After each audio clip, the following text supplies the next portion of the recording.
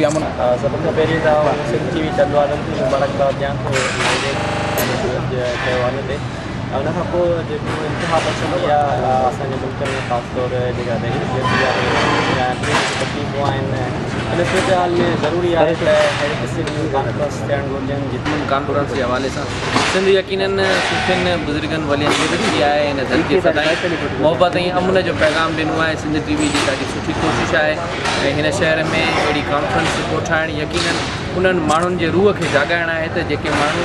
सिंध जा अज़ली माण्हू आहिनि उन्हनि जो असुलु मक़सदु जेको आहे उहो अमन आहे, मोहब्बत आहे, प्यार आहे, पाबो आहे ऐं हीअ धरती हमेशह उन्हनि खे जीअं में जायूं ॾींदी। ऐं हिन वक़्तु अहिड़े सख़्तु क्राइसिस में जेके इंतिहा पसंद इहो दौरु हली रहियो आहे उते सिर्फ़ु असांखे मोहब्बतुनि जी ज़रूरत आहे, अमन जी ज़रूरत आहे, सूफ़ियत जी ज़रूरत सॼी जेको प्रोग्राम आहे जेके बि महफ़िल में पंहिंजा साथी वेठा हुआ सभिनि खे दिलि पसंदि आहे सुठो तमामु सूफ़ी कॉन्फ्रेंस में दोस्तनि सभिनी ॻाल्हियूं कयूं आहिनि सूफ़ी जूं त इहा त आहे जहान सॼो सूफ़ीअ जो आहे। असां त ईअं था चऊं त जहान जेको आहे सॼो सूफ़ीअ जो आहे पर जे उन ॻाल्हि खे सुञाणनि ॾिसनि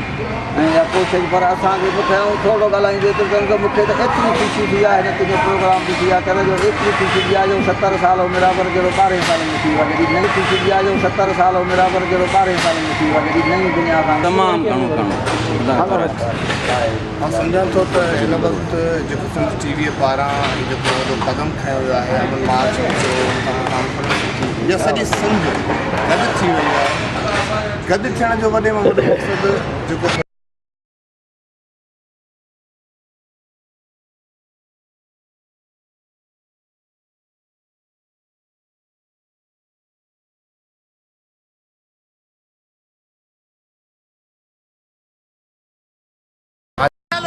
जेको हींअर पूरी वर्ल्ड जो मसइलो आहे